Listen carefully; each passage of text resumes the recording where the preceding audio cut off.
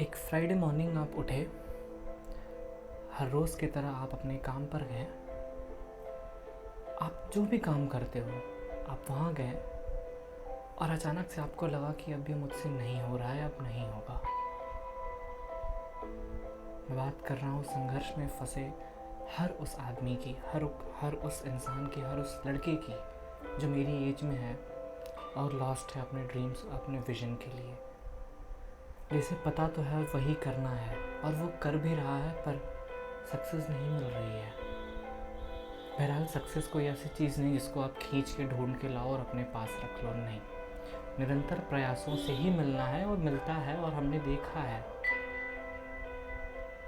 पर ये हमने सिर्फ सुना है। हमने अपने सामने कुमार विश्वास, जाकिर खान, भुवन बाम को सफल होते देखा है। आज जब हम उस घड़ी में फिर फंसे हैं तो हमें सूझ नहीं रहा कि हम क्या करें। आप हज़ार, आप लाख, आप करोड़ों मोटिवेशनल वीडियोस देखो, पर आप जब आप खुद वैसे ही किसी दलदल में फंसते हो तो आपको उनके ही बताए हुए रास्ते नहीं समझ आते।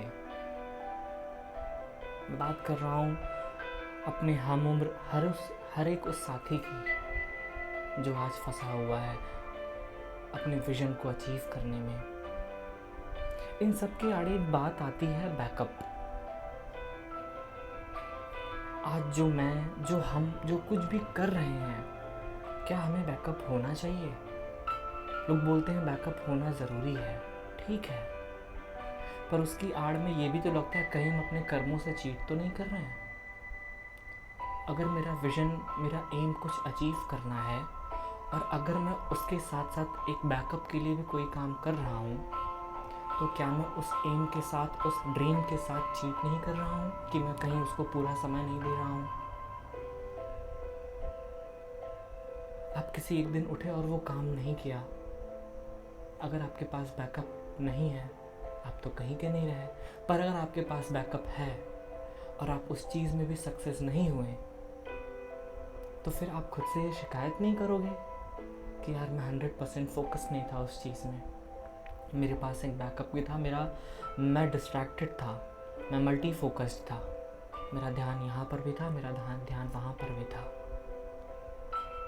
अगर आपके पास बैकअप है आप तब भी अपने विजन से गए। अगर आपके पास बैकअप नहीं है आप तब भी अपने विजन से चले गए। अचीव की बात नहीं कर रहा हूँ मैं, अचीव कर लिया तो बहुत अच्छा, बधाई हो आपको। पर अगर नहीं कर पाए तो आप गलती किसकी दोगे? आप बैकअप को दोष दोगे या अपने फोकस को दोष दोगे? किसको गलत ठहराओगे? क्या बोलोगे कि कौन नहीं हो पाया, गलती कहाँ हुई, चूक कहाँ हुई? जब अंतर्मन में ये संघर्ष के सवाल चल रहे हो ना, तो किसी भी एक डिसीजन पे आ पाना बड़ा मुश्किल होता है। जब डिसीजन की सुई इस बात पे आके टिके कि आपके सपने सीढ़ी चले या आपके घर में चूल्हा जले, तो समझौता ही एकमात्र डिसीजन होता है। मैं भी मेहनत कर रहा हूँ, आप भी मेहनत कर रहे हैं, हम सब सफलता की कतार में हैं। पर आगे तक देखो तो सफलता नाम की कोई मंजिल नहीं दिखती है। हाँ, पीछे कतार बहुत लंबी है। उम्मीद और आशा में बड़ा है तिनके मात्र का फर्क है। आप सफल होगे इसकी उम्मीद है, आपकी उम्मीद पूरी होगी इस बात की आशा है। पर इन दो चीज़ों में जो बाजी मार ले जाती है वो चीज़ है धैर्य। अगर आपके कर्म सही हैं तो आप पेशेंस रख सकते हो। एक गधा भी उम्मीद लगाए बैठा है कि वो घोड़ा हो जाए, पर एक गधा मेहनत करके, पेशेंस लेके बैठा रहे, उस हिसाब की मेहनत करके बैठे कि वो घोड़ा हो जाए, तो शायद एक दिन वो घोड़े की रफ्तार को पा सकता है।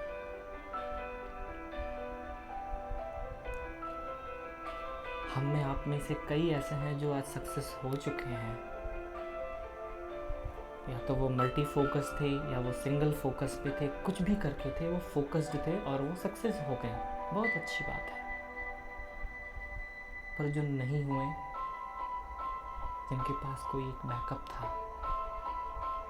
वही बात हो गई ना कि अभी हम जिनसे मैं बात कर रहा हूँ या जिनके लिए मैं बात कर रहा हूँ, मैं मानता हूँ कि आपकी उम्र यही कुछ 25 से 30 के बीच में होगी, और आपका संघर्ष जो है वो जब आप 17 साल के थे तब से चल रहा है, आपके कॉलेज टाइम से चल रहा है। वही कि उम्र बीती है मांझते खुद को, साफ तो हैं बस चमक नहीं पाए। चमक कौन गया? जो सफल हो गया। हम आज भी संघर्ष कर रहे हैं, हम साफ हैं पर हमारे अंदर चमक नहीं आई अभी तक। या सक्सेस उनको भी मान सकते हैं जिन्होंने ये डिसाइड कर लिया कि नहीं यार, यही कर सकते हैं और यही कर लेंगे।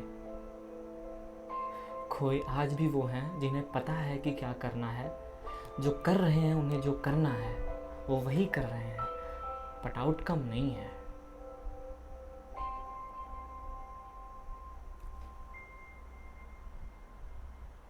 कौन एक्टिंग कर रहा है? अंतर्मन में संघर्ष और चेहरे पर मुस्कान है। जीवन का सर्वश्रेष्ठ अभिनय तो यही है। हम क्या थिएटर में मूवीज देखेंगे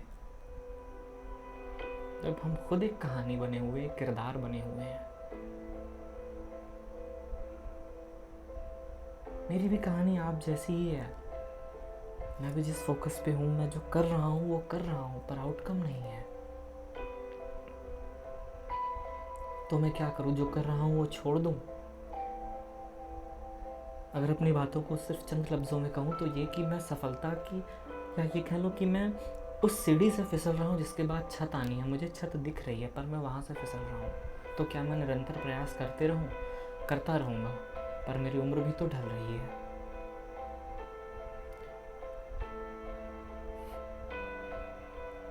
मैं चौक पे खड़े होकर बीच रास्ते में एक किनारे एक साथी या एक कह लो एक सवारी बन के खड़ा हूँ।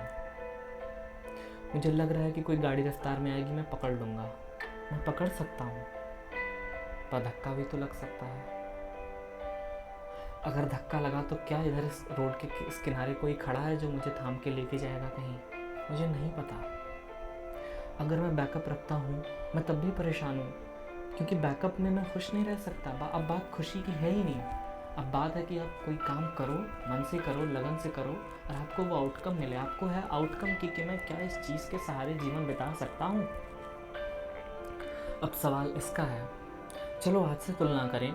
एक रफ फिगर लेता हूँ क्योंकि ये समय भी सही है और लगभग मैं जानता हूँ कि जो सफल हैं वो क्या कमा रहे हैं। एक एग्जांपल लेता हूँ। सपोज़ आप 2 भाई बहन या 3 भाई बहन हो। आप 2 से 3 भाई बहन हो, पर अगर किसी एक की शादी हुई है या कोई एक सफल है, उसकी सैलरी मान के चलते हैं हम 60,000 रुपये है, और वो दिल्ली, मुंबई, पुणे, बेंगलोर ऐसे किसी बड़े शहर में रह रहा है और 60 से 70,000 रुपये कमा रहा है। शादी के बाद उसके 2 बच्चे हैं।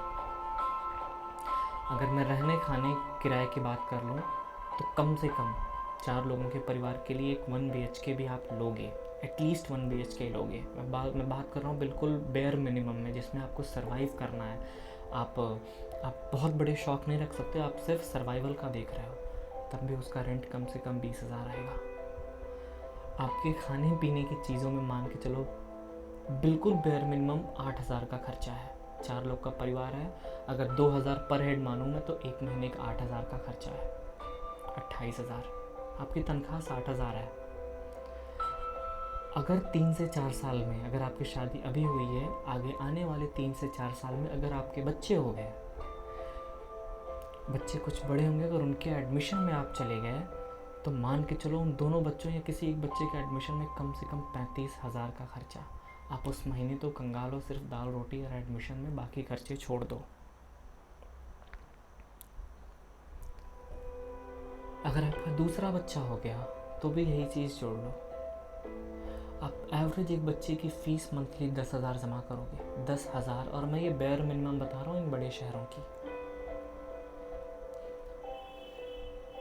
तो आप 20,000 रुपये उन बच्चों की फ़ीस दोगे अगले आने वाले 8 से 10 सालों में। अगले आने वाले मान के चलो 5 से 8 सालों में आपका 20,000 रेंट है, 40,000, आपका 8 से 10,000 का खाने का खर्चा 50,000। क्या बचाओगे आप? इन बातों की चिंता हर दिन हम युवाओं को खा रही है। हम कैसे सर्वाइव करेंगे, हमारे पेरेंट्स तो कर लिए, हम कैसे करेंगे। हालांकि चिंता विषय नहीं है, हम प्रॉब्लम लेके नहीं बैठे, हम सॉल्यूशन ही ढूंढ रहे हैं। पर हमें प्रॉब्लम्स को भूलना भी तो नहीं है ना। हम हर एक दिन सॉल्यूशन ढूंढ रहे हैं, हम सॉल्यूशन को लेके परेशान है कि करें क्या। प्रॉब्लम तो वहीं की वहीं खड़ी है ना, क्या हम उसके बारे में डिस्कस भी ना करें। और उम्र के इस पड़ाव में खड़ा हर एक इंसान की यही समस्या है, जिनसे मैं, जिनसे आप, जिनसे आपका आने वाला कल जूझेगा और जूझ रहा है।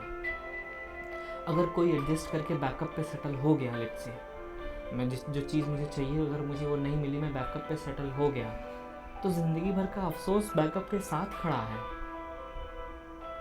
अभी 2024 चल रहा है, आज के 20 साल के बाद 2044 में आप बाप बन चुके होगे, आप 40-45 की एज के हो गए, 48 की एज के हो गए।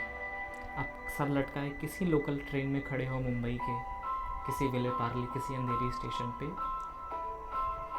फिर हम आप जैसा ही कोई एक बच्चा जो अभी 20-22 की एज में है हमारी फ़ोटो क्लिक करेगा और डालेगा सोशल मीडिया की it's not easy to be father.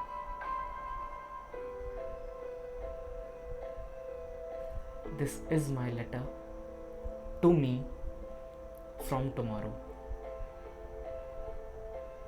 ये मेरी आज की चिट्ठी मेरे कल के लिए है कि अगर मैं बैकअप पे सेटल हो गया तो हमें तैयार भी रहना है उस अफसोस के साथ। And yes,